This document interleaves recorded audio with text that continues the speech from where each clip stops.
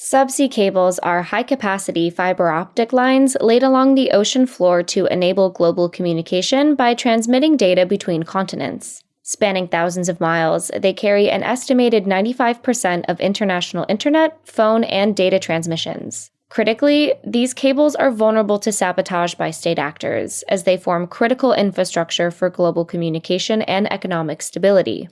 Indeed, Russia and China have been implicated in activities targeting subsea cables as recently as November 2024, and experts warn that these networks are likely to be focal points in future conflicts, heightening geopolitical tensions.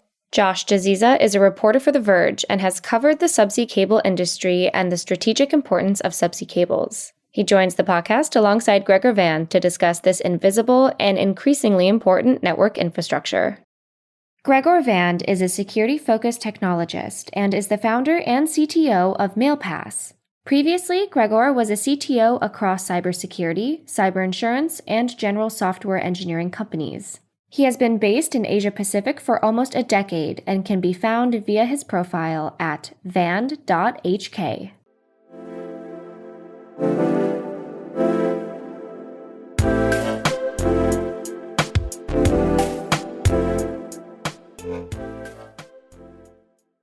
Hi, welcome to Software Engineering Daily. Today we've got Josh Dzieza. Very exciting to have you here today, Josh. Thanks for having me. Yeah, so Josh, you are a writer at The Verge, and I think a lot of our listeners will certainly know The Verge, and you've done a lot of things before that as well. So yeah, maybe, today's topic, we're really all interested about subsea cables, which is a pretty esoteric topic in many ways, but as we'll probably get into, is incredibly interesting, especially for software developers, maybe not appreciating just how much cables drive their daily life. But yeah, I mean, maybe if you could just give us a quick background on sort of like, how did you get into sort of tech writing generally? And then what sort of led to this? You wrote a specific article for The Verge on subsea cables. Curious to know how you kind of got into that. Yeah, I've always been interested in technology and particularly the overlooked infrastructures behind technology, whether that's sort of the people working behind the scenes or working on various platforms, kind of making them run. And then I stumbled upon cables as a topic a couple of years ago, actually quite a while ago at this point. It was pre-COVID, and I was talking to somebody who mentioned the repair ships behind cables. So we're talking about kind of the cable system, the global cable system, and what happens when cables break. And that was something that I've been kind of familiar with. Every once in a while you'll see a story, some cable goes down, someone says it's sharks or something, and everyone makes jokes, and then everyone kind of moves on. And so my sort of outsider impression was that this was a infrequent phenomenon, kind of a freak event. And this person was saying, who worked in the cable industry, was like, no, it actually happens all the time, like, a couple times a week. And you just never hear about it because they get repaired so quickly. But we're having this issue with the companies that do repairs, that they're sort of getting squeezed. The ships are old and there just aren't that many. There's like 24 ships basically in the world that do this work. And I thought that was really intriguing. I had no idea that it was kind of that small of a crew kind of making the global internet work. So I wanted to start looking into it. And this was pre-COVID, and then it's a secretive industry, and then COVID happened, and it just took a really long time to actually get to reporting the story. Yeah, super interesting. I think the sort of the title on it is like The Cloud Under the Sea. And I think that's a good way to frame it. For the listener base today, I assume the majority of the listener base don't have any real insights into subsea cables. Maybe some have read even your article, and there's a couple others out there. But generally speaking, I'm assuming that the listener base, like myself, are very uneducated on subsea cables, and especially sort of in the context of software and what that all means. So, I mean, just to maybe give some background, you wrote this article. It seems like you had some quite sort of deep access. Could you maybe just sort of outline, like, who were you speaking to sort of get all this knowledge? And like, there's a lot of, kind of a lot of the article focuses around a ship.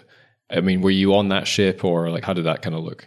Yeah, so it's a pretty small industry, the kind of cable laying and maintenance industry. There's fewer than a dozen companies, maybe 1,000 people worldwide that do repair work specifically. So everyone kind of knows each other. They've been in the industry for decades. And so a lot of the reporting was kind of talking to people who had retired recently and could speak more freely, or just people on background or off the record to kind of learn a bit about its history. And you have a few major fault events, or like a cable failure events, where you have a bunch of cables go down and it's sort of not routine and you have to take these emergency measures. And one of them was the 2011 earthquake and tsunami in Japan, which did just incredible damage, killed lots of people, triggered a nuclear meltdown in Fukushima. And a lot of that was well known. And what was less well known is at the same time, it wiped out more than half of Japan's trans-Pacific cables. And so you had network engineers who were scrambling to kind of reroute traffic, and you had all of Japan's international traffic on, a cable or two. It was very precarious. There was not a lot of redundancy. And so you had to basically get the broken cables back online as quickly as possible. And typically what would happen in a sort of cataclysm like that is lots of ships would come in from the area to assist, but because of the nuclear meltdown, all the cable faults were sort of in the zone of possible radiation. And so no one wanted to go or were prohibited to go by their safety procedures. And so you had one ship for the first stretch that was tasked with fixing all the cables. And it's a ship that's based in Yokohama, Japan, run by KCS, which is a subsidiary of the telecom there. And so I have been speaking with the crew, many of whom are still working, about their experience. And they gave me access. It was because it was an old incident, because some of the cables were sort of nearing retirement or already retired. They could speak a little more freely about what happened. So I spoke with them about the event. I went to Yokohama and went on board the ship, the Ocean Link, while it was in port. They wouldn't let me go on an actual repair, unfortunately, mostly because when they go on a repair, they have no idea how long it would take. So they're like, it could be 2 weeks or it could be 3 months. We don't know. And so, I sort of toured the ship and interviewed the crew while on board there for a week or so. Yeah, awesome. I mean, I think that really comes out in the article. Also, we'll have that linked in the show notes.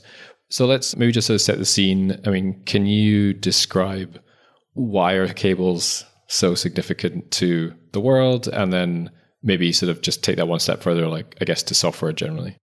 Yeah.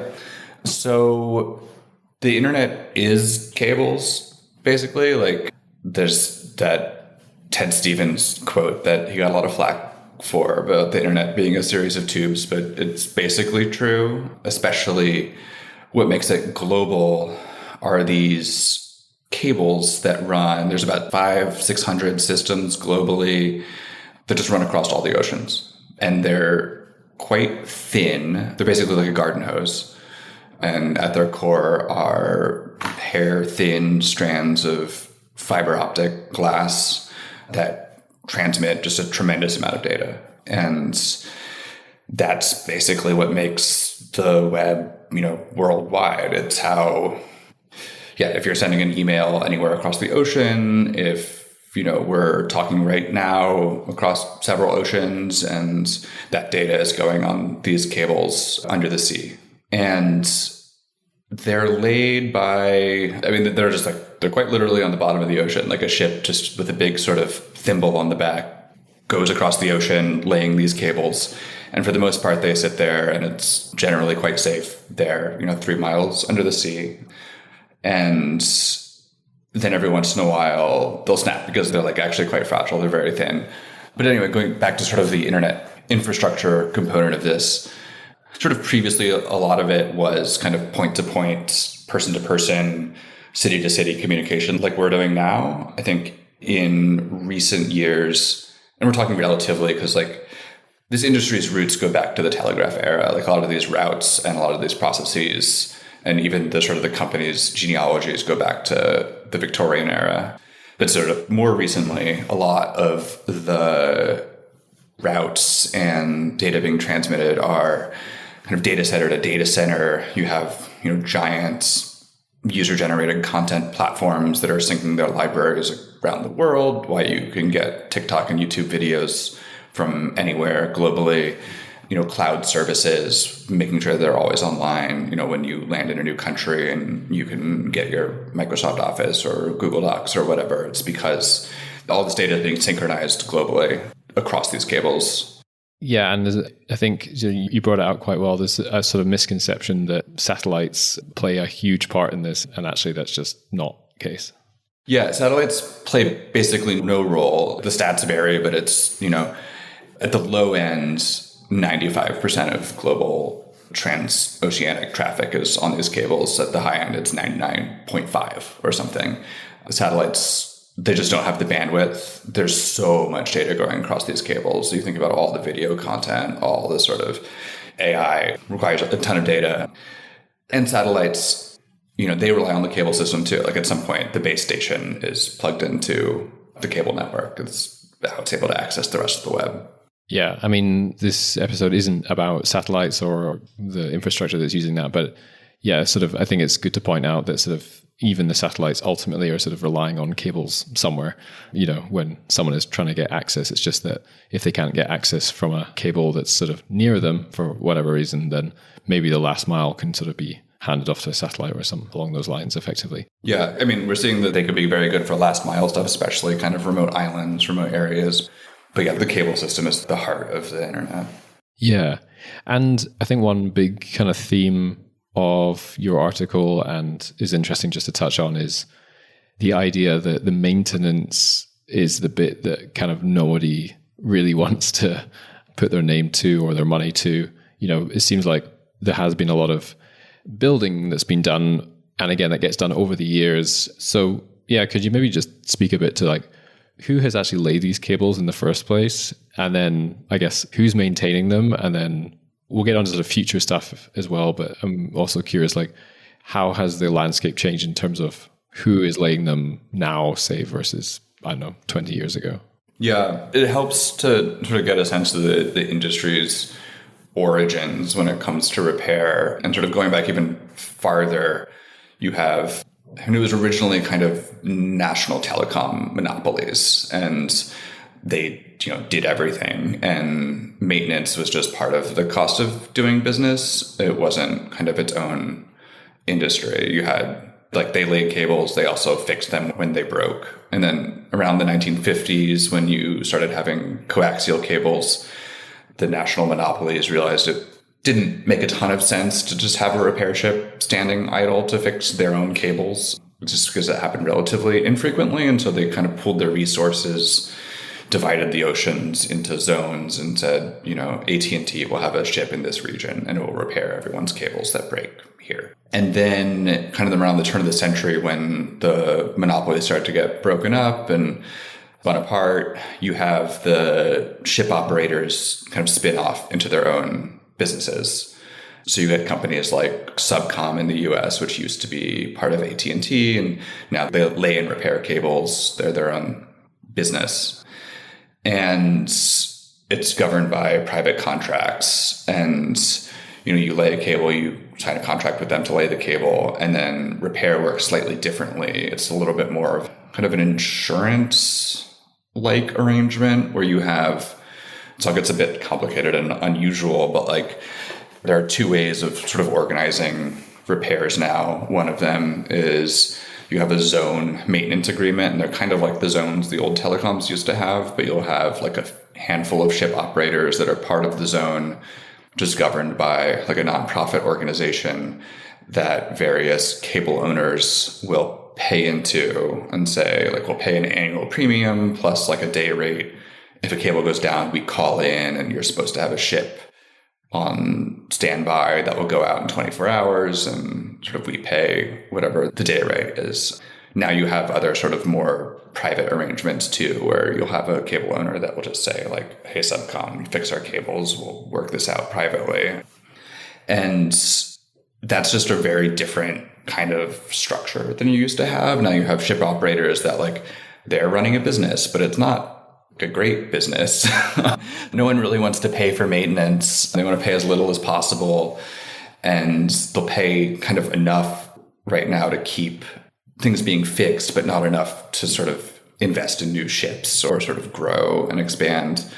Particularly, we've seen, so maybe I can backtrack a little bit. So you have this sort of privatization moment. You have, at that point, a cable owner could be a dozen different telecoms that will chip in to fund a cable being laid because they're just very, very expensive. But then in recent, maybe the last 8 years or so, you have the big content companies, in the industry we call them hyperscalers, but you have particularly Meta and Google to say, like, well, we want our own cables. They need to keep their libraries synced and cloud services up. And so they will just pay for their own, basically, or maybe with one or two partners to run their own cables. And they're by far the biggest investor at this point. In the maintenance industry, they have mixed feelings about it. We can get more into the future of it, but they just feel squeezed. I think that it's hard to negotiate against a tech giant like that, and they want to keep their costs low. And yeah, is it fair to say that I guess that these hyperscalers, yeah, I think you're alluding to it, they're less interested in maintenance and more interested in just laying new cables. But I mean, I'm curious, would they rather lay a new cable over fixing one? I mean, from a cost perspective, that doesn't seem to make sense to me, but I'm curious, like, what you've seen. Yeah. Yeah, I mean, I'm not totally sure what the global strategy is either. And they haven't spoken to this directly, but talking to the cable industry, their perception of how the hyperscalers are thinking about it is just if you build enough cables, you can wait a while to fix one. You'll have enough redundancy. But I think also there's just sort of kind of corporate incentives and mechanics, and that, like, whoever's job it is to negotiate the maintenance agreement wants to keep costs low, and they're not necessarily thinking about, is this the best long-term value? Do we need to be supporting the industry more beyond just kind of the couple-year horizon of our maintenance contract? Yeah. So we've talked obviously a bit about the fact we've got cables full stop and sort of why we even have them, data running around the world, and it basically all runs on these cables.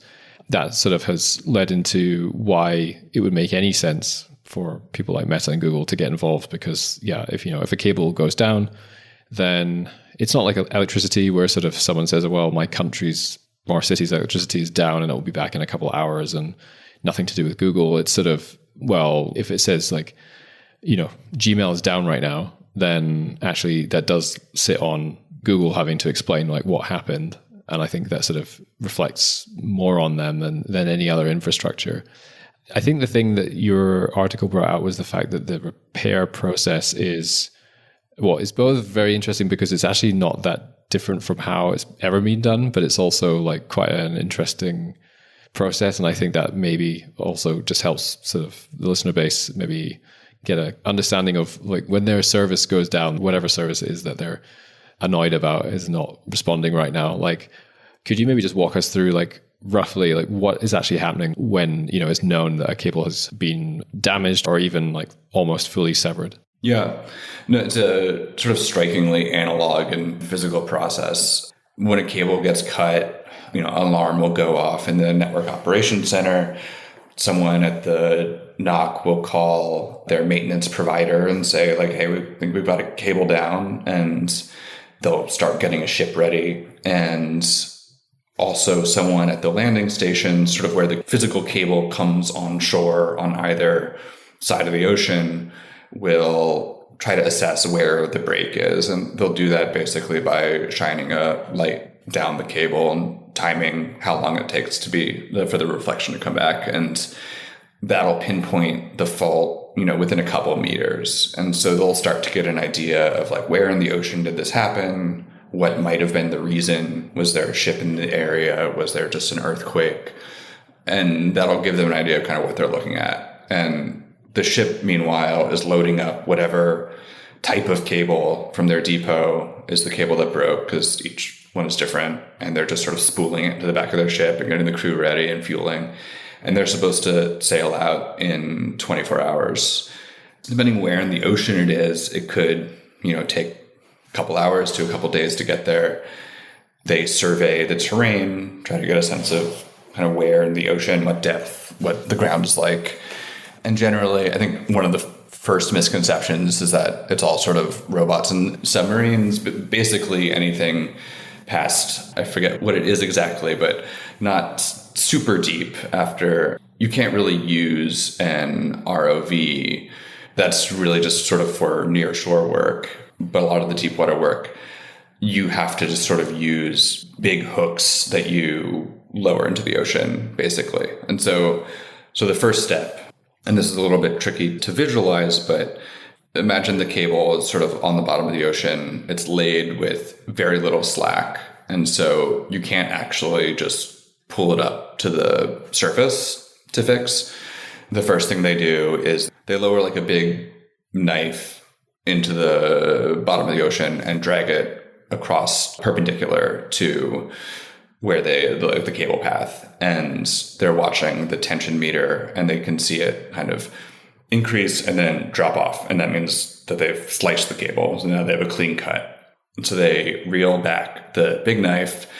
They swap it out for like a hook of some sort. They have a bunch of different types depending on the ocean floor. They take another pass perpendicular to the cable and they hook it. And then they draw it up to the surface. They tie it off to a buoy, and then they hook the other side. They then splice it, and we can go into more about that process, but it's extremely minute and precise. They splice some of the spare cable onto that end. They sail back to the buoyed off end. They splice that. They lower it back out down to the ocean. And the thing to remember is that this is happening, at just a tremendous scale. Like in Japan, they were dealing with about 3 miles of water depth. So it took, half a day to lower the first hook down to the bottom of the ocean, half a day to reel it back up. Like they're going dozens of miles on each pass. And so this can take just like a week, in the best case scenario. It's a lot of work, a lot of very sort of slow, painstaking work, and dealing with miles of high tension cable and very sort of high stakes processes. Yeah, I think that was what was, so from a pure, it's not quite software engineering, but it's just engineering full stop perspective, was the fact that, when a cable gets laid for cost and then, and actual sort of utility reasons, it's pretty taut. There's not a lot of slack running around. And when they cut it, I believe, effectively they're adding more, and slack does get added. And then they have to actually lay it in a way that makes it taut again. Is that? Yeah. It's kind of a remarkable engineering feat that, like, on a scale of, thousands of miles of ocean, you can get the cable length to such an exact length that you're able to lay it across this sort of variable ocean floor with so little slack. And the reason you want so little slack is, one, the cable's expensive, but also if you've got a lot of slack, currents and things are going to move your cable around. It's going to snag a rock and it'll break. And so every time you do a repair, you've added some amount of length, sort of proportional to the depth you're working in order to bring it to the surface to do the repair. And so you end up with this big loop of excess cable that then you have to tow to the side so that you can lay it back down in a way that there isn't a lot of slack. And so when you look at a cable map on like telegeography or something, they look like these straight lines point to point. There's a lot of variation in there anyway, because they're sort of, routing around obstacles and things like that. But then when you have repairs, it's really quite a bit more of a zigzaggy, loopy thing than this sort of clean line. Yeah. And I think it was interesting you mentioned the time frame there, like a week is not unusual to fix a cable. There has, so maybe just to sort of start to move towards the players involved and sort of the interests involved. I believe there was, in Vietnam, they actually had like a fairly major sort of internet slowdown for a while because of some severed cable or cables. So that sounds like there was probably more than a week maybe for that one, potentially. But in general, like, we don't hear of, say, the US having a slowdown because of cables. So it sounds like there's sort of the stakeholders of who owns the cable or who's paying to repair the cable has a fairly sort of significant impact on things. You have a couple of things happening there. Vietnam is sort of a notorious problem area because the water is shallow and there's a lot of fishing, and so cables get cut a lot. And you periodically will have multiple ones go down, and they won't get fixed for months just because ships are busy elsewhere. And that happened fairly recently. The other times that you hear about it are when like an island gets cut off. You had Tonga a couple of years ago with a volcano and cut its one cable. So they're totally offline. And sort of more poorly connected regions. This happens somewhat frequently. In Africa, you have the Congo River Delta that has a lot of submarine landslides and will periodically knock out whole regions.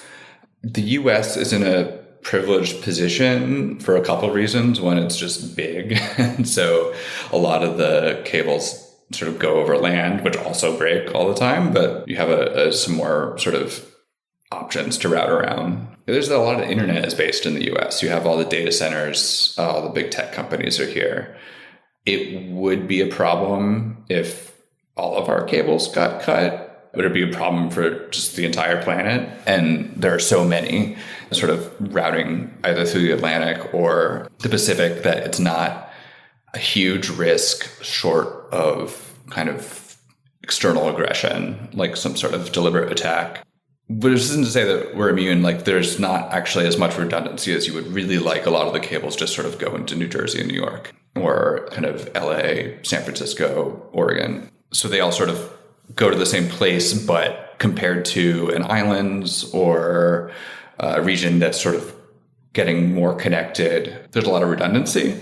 But I think the big thing is that the internet being located here is a big factor. It's hard to say sort of what all the different software dependencies are and what would happen if a place were to get cut off. There was one interesting study that I found that was looking at a couple of EU countries while I was doing this story, and it was just illustrative that even in kind of a big data center heavy place like Dublin, if you're loading a mobile app, you're probably pulling from somewhere over the ocean, you're pulling from data centers in Europe, in the US. Sort of nowhere is totally immune, and so you would expect that something would happen if the US were to be totally cut off. But that's kind of the reason you don't hear about it as much in the US, these sort of big slowdowns when you have a cable cut. Continuing this a bit, I'm trying to make some analogies, again, sort of thinking listener base, like what analogies can we draw here? And I'm thinking one here is, data centers and obviously today GPU time that can be sort of rented effectively. So you have these, very expensive GPUs that people can book time on effectively. Is it kind of the same with the cable infrastructure, just not from a pure maybe time basis, but who are the stakeholders who are saying, well, you get this much bandwidth, and who are the ones buying the bandwidth and divvying it out, and how does that work? Yeah, this is a bit sort of more outside of my reporting zone. It gets very complicated, kind of depending on who owns the cables. And I think it has changed somewhat, or is in the process of changing. Like you just look at kind of the big content providers, and they used to just buy bandwidth from the cable owners. Now they have their own cables. They can sell it to other people if they want, but they kind of use it for themselves. And then you have all sort of intermediaries, various ISPs that then, have their own customers. You have several levels of it. I'm not totally up on kind of all the different permutations it can take. That makes sense. The only thing I knew about subsea cables before, sort of looking into a bit more before this episode, was just knowing that Chicago Stock Exchange was actually one of the sort of quant trading hubs to begin with, because they had decided they were going to fund a cable between like London and Chicago, basically. So it was actually not New York, it was Chicago. So it's that sort of interesting thing where you've got a very private operator saying, well, for us to have an advantage, we're going to fund this cable, and this cable can get us like millisecond trades as opposed to seconds, and that sort of changes things. Yeah, and then that's the whole other thing, is that you have what's called dark fiber, which is sort of non-public cable that entities will privately run. Yeah, high frequency traders, governments, the US military has their own sort of secret cables. But yeah, there's been a couple sort of cables that have been proposed or laid that are just slightly more direct route between trading centers, just to get that little bit of edge. Yeah. Let's sort of move to like looking ahead, so to speak, or, at least anything also post. When you wrote that article, I think that article came out in April. I believe like off the bat, there was a sort of major event that can fairly reliably be attributed to like a Chinese ship cutting cables. Sort of what impact did that have? I mean, in practical terms, but also like in sort of how do you see that affecting how the cable landscape is looked at from now on? Because that's a pretty big move for a country. I mean, obviously, maybe you want to just describe maybe what happened and why it's so significant. Yeah. Yeah, it's a super weird incident, and it's still kind of developing. And I think as we're recording, the freighter is still just sort of stuck out in international waters, surrounded by NATO ships. But you had this Chinese flagged freighter that kind of, the last report I read, switched off its ship locator and then dragged its anchor, cut off internet to 4 NATO countries. I think it was Sweden responded pretty, and this is one of the more interesting aspects of it to me, is sort of how much the sensitivity to cables has changed in the last year or so. That I think it was Sweden, one of the countries, sort of dispatched a patrol vessel pretty immediately to intercept the ship. Something similar to this happened, I think it was a year or 2 ago, and the ship just sort of left, and people said, oh, maybe it was sabotage, we don't really know, and it was kind of too late to really investigate. But here, they responded very, very quickly. And there's been conflicting reports about whether it was deliberate or not. It's sort of a strange situation. There wasn't any bad weather or anything that would cause a ship to maybe just lose its anchor like that for a long stretch of time, but also it's just kind of a strange provocation if it were deliberate. I think its previous port of call was in Russia, and so there's questions about that, but it's all sort of under investigation. I think in terms of disruption, it was pretty minimal. I saw some announcement that there were some ISP had 1,000 customers or something. I think these are big customers, but still, I think traffic was rerouted pretty seamlessly, and I know a ship got dispatched almost immediately to fix at least one of the cables.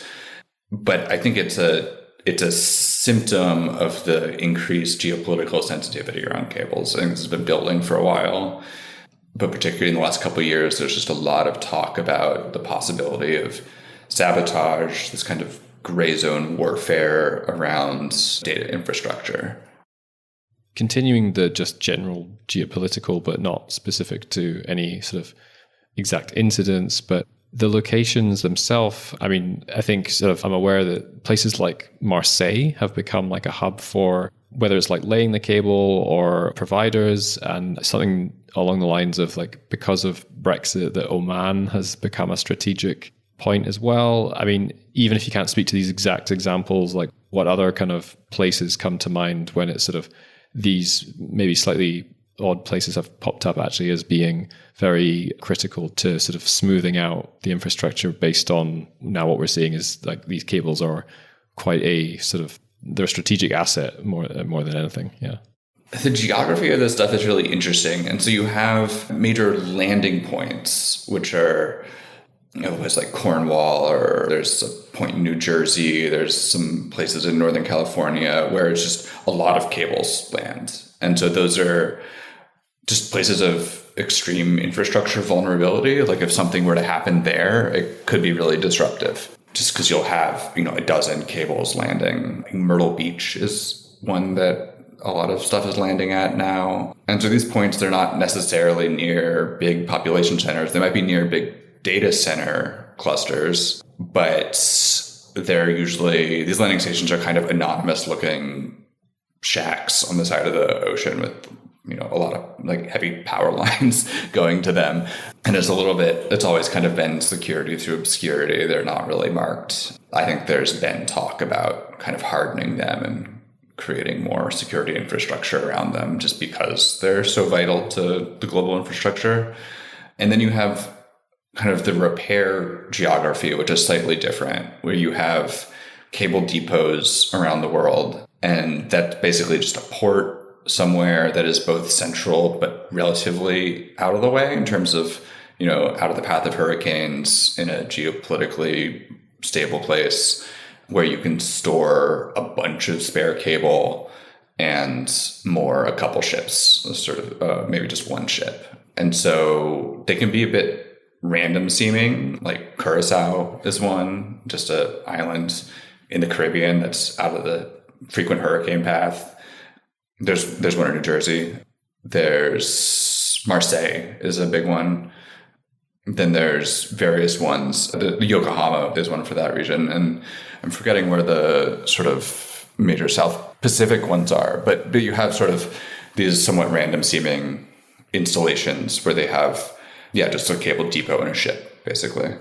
I think it's really fascinating, in the sense of, I think most people can sort of understand how, for example, oil infrastructure works because, well, you've got a well somewhere and, well, the well's there, so we figure out how to get near to it. But the cable infrastructure is more, these all these little variables that come in, as you say, like not near hurricanes. And then obviously we've got just a bunch of sort of political things of who's willing to fund a landing station where and all that kind of stuff. And I think that's very interesting. I mean, you sort of touched on it there, sort of two parts. One is sort of the secrecy, so to speak, of like where these places are. And the sort of, in the article you mentioned sort of almost like the secrecy of the maintenance crews themselves.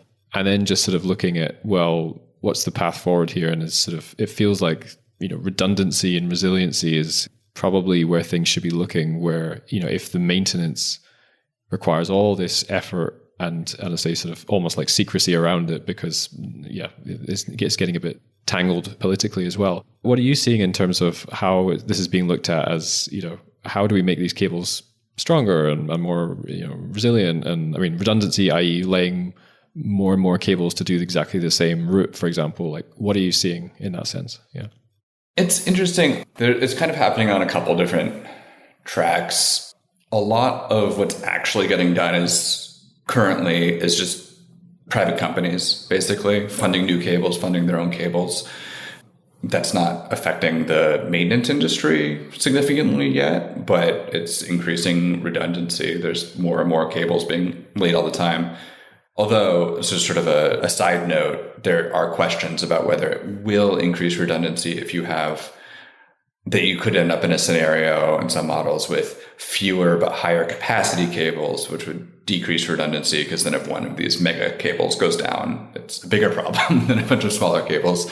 So that's where a lot of the actual work is getting done. And then kind of at the same time, you have governments that are increasingly talking about cable infrastructure from just sort of a security standpoint and the importance of securing cables. It's unclear exactly how that's going to play out because a lot of it is kind of like talking about how we need to patrol, cable routes, and there's talk of like deep water drones and things to protect cables. But in terms of the actual threats to the internet, actual attacks like that have been really, really rare compared to a big, earthquake or just sort of fishing. Fishing is the biggest threat. It's like someone dragging a trawl net across the cable or an anchor, like we saw with this Chinese freighter, whether it was deliberate or not. And the biggest threat to the industry, the repair industry, is just sort of lack of investment. The ships are old. The crews are old. There aren't young people joining the industry, in part because it's so secretive that no one really knows it exists to join. And so you have a lot of skill that's been acquired over decades aging out. And so those are the sort of more mundane threats than, foreign attacker or something that I think people are mostly talking about at the government levels. Obviously, this is not a sort of political podcast, but it is interesting to think about sort of a government that's willing to cut cables and then think, well, do they really know all the things that that cable that they're going to cut is going to, do? And then they realize their country has lost access to some services that they desperately need right now. So it's a bit different to sort of, classic weapons if you sort of look at it like that. There's maybe sort of an aspect of not really knowing what's going to happen. So actually the likelihood that a government goes there as their sort of way of threatening a nation. I mean, I believe, again, to bring up just China once more, something happened with a cable near Taiwan, and that was sort of deemed like the start of a sort of war games, if you like. But again, that maybe feels like that's sort of the point. It's war games, but governments would be less likely to really go big on this for many reasons. Yeah. I think that's right. And one of the interesting things about cable from a national security standpoint is like, we haven't talked about it so much, but the financial system depends on these cables. All the central banks, all the hedge funds and stock exchanges, they need these cables to be running globally to function. And so while cable attacks are talked about as kind of a gray zone tactic that might be short of total war, when you look at the actual effects and how unpredictable and total they would be of a big cable cut, it looks a lot more like total war. Like, you don't want to just sort of wreck the entire global financial system and possibly cut your own country off and have who knows what kinds of knock-on effects. I think the different scenarios are sort of island or isolated cases, and Taiwan is one that comes up a lot, where actually if a siege of China were to begin a siege of Taiwan in the war games, a lot of those start with cutting the cables, because you could sort of isolate that impact and just cut one country off. But in a lot of other cases, it's hard to do. As we're sort of starting to wrap up, just a couple of things, I guess, just maybe future on the technology side. Like, again, have you sort of been aware of how the pure technology of the cables might evolve, like anything to do with like quantum communication effectively or anything like that? Like, how's that being assessed? I mean, this is an interesting area where the hyperscalers, I think, are driving a lot of innovation in cable development. Like, you just look at the cables that are being announced, they're so high capacity, and that, they're just spending a lot of money driving the research forward and how they do that, how you get more data out of whatever fiber optics you have in there, or how you lay new cables that have higher capacity. I think that's where a lot of the innovation is happening. I think the maintenance and laying stuff, I mean, that's pretty much just how they did it in the Victorian era. And it is going to continue to be that way, I think, for the foreseeable future, because you're dealing with sort of the forces you're dealing with are just the ocean and the geography. But in terms of what's inside the cable, that is moving forward, quite remarkably. It does kind of impact the maintenance side when people will talk about, well, now we have 24 fiber pairs, 48 fiber, more and more fibers crammed into a cable, more sensitive. It makes the repairs more delicate, and be like, now we need to be stuck in place in the ocean for 2 days or something to splice the cable. And so that is something that they talk about, that it's sort of making maintenance a little trickier. I think it's sort of, I don't say all to play for, but it's sort of all very interesting to keep our eyes on. I think the cables have not really come into the sort of limelight until maybe the last year or 2 years. And I think it's just dawning on everyone just how much they run our lives. So super interesting. Just a kind of final closing question just to you is like, when you did this research, obviously for the article, and you spent time with people, like what sticks out as maybe one thing that was just the most surprising thing that sort of came out for you personally about any of this? There were a lot of surprising things. I think the scale involved was always striking. Just how much time it takes to do everything and sort of how precise you have to be.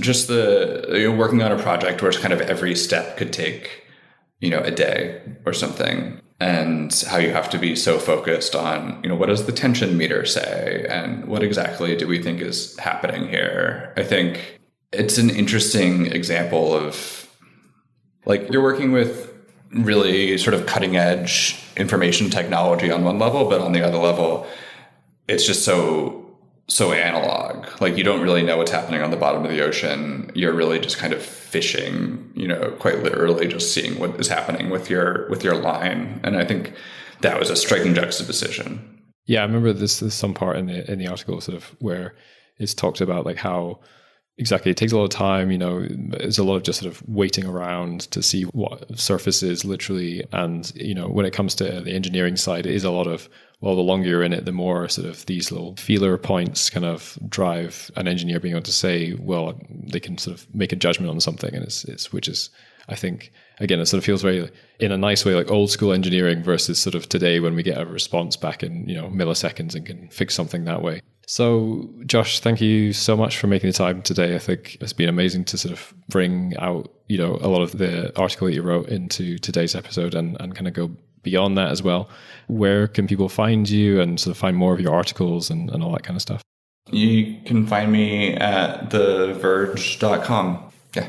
I think everybody knows where that is. So again, thanks so much for coming on. And yeah, I hope we get to catch up again in the future. Thanks. Sounds good.